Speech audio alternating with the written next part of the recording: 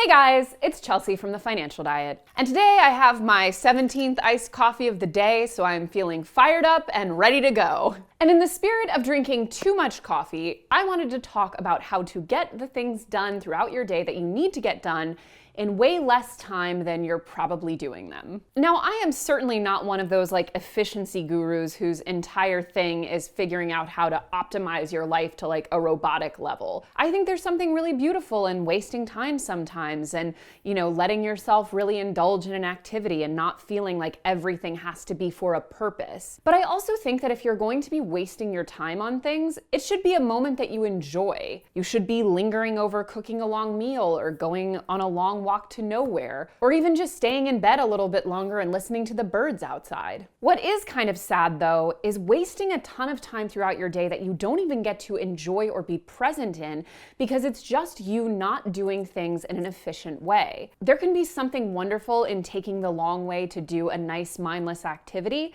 but that same mindlessness, when applied to something like answering your daily emails, can feel exhausting. So that's why I'm here to share with you 7 unique ways to get more done in less time, so you have more time to do whatever the hell you want with.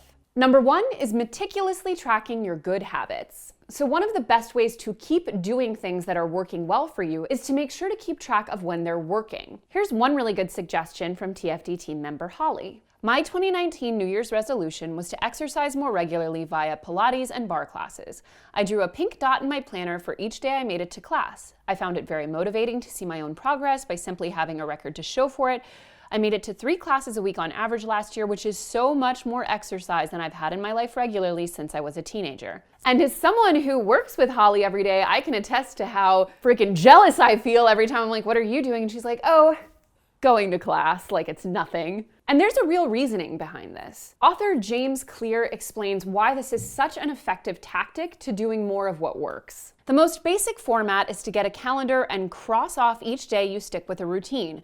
For example, if you meditate on Monday, Wednesday, and Friday, each of those dates gets an X. As time rolls by, the calendar becomes a record of your habit streak. And this can also work for things like work tasks. For example, every day that you make it to inbox 0, you can give yourself an X. Or every day where you check off each item on your to-do list, that can get a gold star. Basically, it's nice to be able to look back and see that each thing that felt maybe a bit insignificant in the moment added up to real patterns and made your life markedly better. Number 2 is batching your related tasks together. One of the things that can make us feel most ineffective is constantly having to jump from one task to another. Often differing tasks will use different parts of our brains and different skill sets, and even that small transition between them leaves us feeling like we're lagging behind and like we're totally distracted. Even moving from one set of tasks on our computer to another uses up valuable time by having to toggle between them. And it can also really pull us out of a flow state that we can get into when we're really involved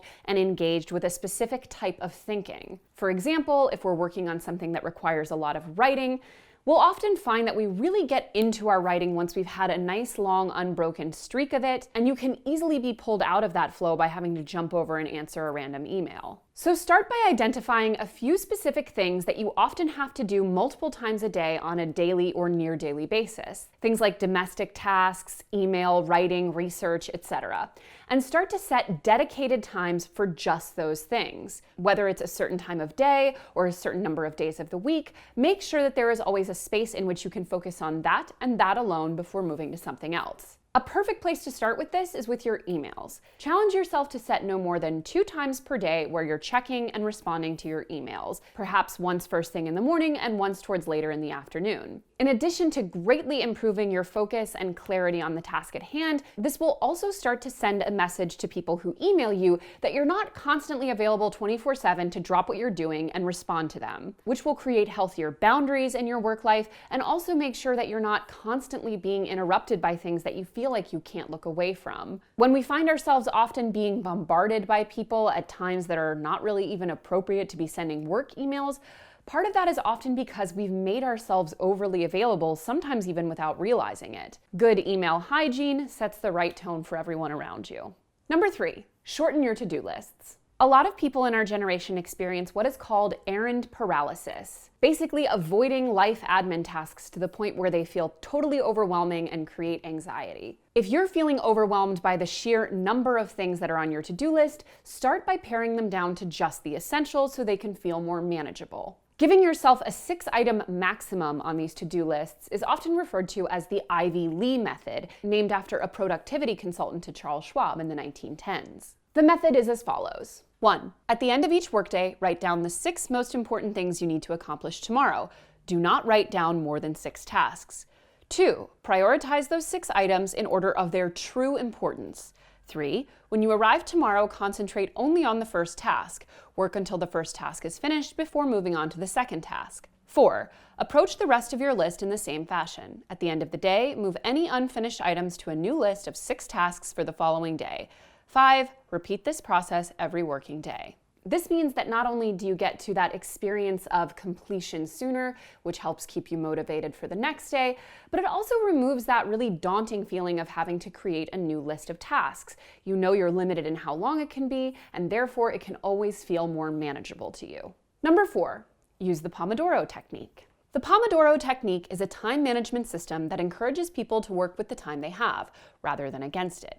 Using this method, you break your workday into 25-minute chunks separated by 5-minute breaks. These intervals are referred to as Pomodoros. After about 4 Pomodoros, you take a longer break of about 15 to 20 minutes. Now, this one is particularly useful for people who find that they have a hard time staying on a particular task or staying motivated. But going into everything with that knowledge that you have a limited amount of time in which you absolutely need to be focusing on this thing, and that you're looking forward to a nice little mental break at the end of it, can help you power through the task at hand. It keeps you focused and also helps motivate you to actually follow through and finish. Plus, you can use those 5-minute breaks themselves for something that helps you feel even better, like for example getting up and going for a walk around your working space, which by the end of the day could easily add up to 10,000 steps. No problem. Number 5, follow the 2-minute rule. Basically, if something will take you less than 2 minutes, you do it right now. As in, right now, turn off this video. Just kidding, never turn off a TFD video. But in all seriousness, if there is something that's been lingering on your to-do list that you can't quite move yourself to do, but know that it would take 2 minutes or less, just do it. This is stuff like making appointments, sending a simple email, responding to someone, doing a simple domestic task. The kind of thing that could easily give you a little brain itch for days and even weeks on end, but could easily be resolved in a matter of minutes. It can seem counterintuitive that those super small items are often the things that trip us up, but they have that weird capacity to feel both overwhelmingly tedious and also like something that you could just easily do tomorrow and it would be no problem. Which is why forcing yourself to do it in the moment is such a good way to ensure that you're not going to constantly be kicking it down the road. Plus that little boost of accomplishment that, hey, I did this thing I was putting off or would have otherwise put off, helps motivate you for bigger tasks. And this can also be a great technique with building habits. When you want to start a new habit, it should take less than 2 minutes to do. You'll find that nearly any habit can be scaled down into a 2-minute version. For example, read before bed each night becomes read just 1 page. For most of us, particularly when it comes to starting something brand new, those first initial steps can be the absolute hardest. Things like getting yourself out of bed at a certain time, picking up the supplies to do the thing, opening the book, starting the workout video, whatever it might be, just getting yourself to that first step can feel the most difficult. So by saying to yourself, okay self, you have permission to just do this little 2-minute thing, and if you do that, we're giving you the gold star for the day that you worked on your habit. You'll often find that once you're already in the process of doing something, continuing to do it feels so much easier. Plus, even if you do only do the 2-minute version of it, that's another little check mark in your calendar of days you did the good thing, which when you look back on it will motivate you to keep going. Number 6 is give all meetings and conversations a hard stop. One of the easiest ways to lose valuable time at work is to let meetings and calls and conference calls and conversations run way over the time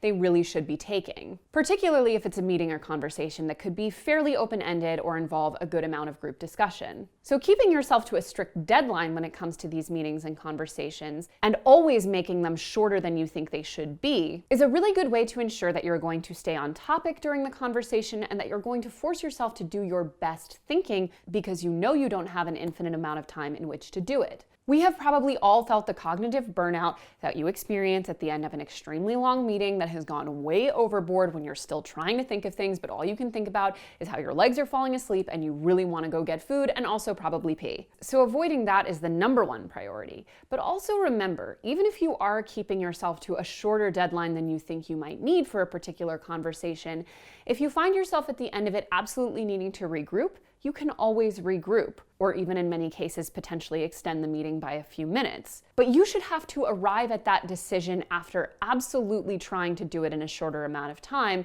rather than give yourself an hour for a meeting that should really take 15 minutes. Your time is valuable, so treat it that way. One really great way to make sure that everyone stays on their best and most focused behavior is to practice a stand-up meeting for meetings that usually get a little off topic or run too long. It's what it sounds like. People literally have to be standing for the entire meeting. And you'd be surprised at how much more effectively and clearly people tend to think when they can't sit down while doing it. Lastly, number 7 is to create a visual map for your goals with built-in rewards for meeting certain milestones. Now, if you are someone who is a visual learner or who tends to be very motivated by really tactile, clear-cut evidence, a visual map of things like goals and habits can be incredibly effective, especially when these are longer, more abstract goals, things like debt repayment. One TFD contributor actually used a color map to keep herself motivated while repaying $26,000 in debt.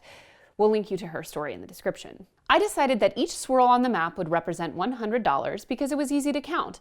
I committed to coloring a swirl every time I paid $100 toward my credit card debt. It looked like an awfully big canvas, and I honestly didn't know how many swirls were on it, but it seemed like the right time to get started. I figured I could always add more on if I needed. But you don't have to be an inherently visual person in order to create this from scratch. There are tons of templates on places like Pinterest for maps to keep you motivated when working towards certain goals. And another really great way to make sure that you stay on track while using this visual motivator is to set yourself predetermined rewards at certain milestones that you only get to do if you reach them. It could be taking yourself out to a dinner and a movie night, a home spa evening, or even a trip to go see a friend. Whatever it is, making sure that you are keeping yourself moving in a linear fashion and always giving yourself real praise and a real moment of enjoyment when you've reached a goal is a really great way to stay motivated, but also very focused on the task at hand.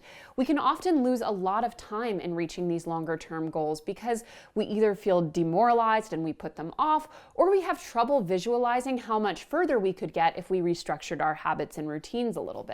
Using tools like these to help yourself stay motivated and clear with your time use means that you're ultimately going to be giving yourself more time to do the things that you love and losing less of it in a way where you don't even know where it went half the time. Going from a life where you check your email like 30 times a day and are constantly feeling overwhelmed with tasks that you can't even focus on one, to a place where you are in control of your workflow will make everything you do feel so much easier, better, and more manageable. And then you can waste the time that you have on things that you love, such as watching Love is Blind or The Circle. And as always, guys, thank you so much for watching, and don't forget to hit the subscribe button and to come back every Monday, Tuesday, and Thursday for new and awesome videos.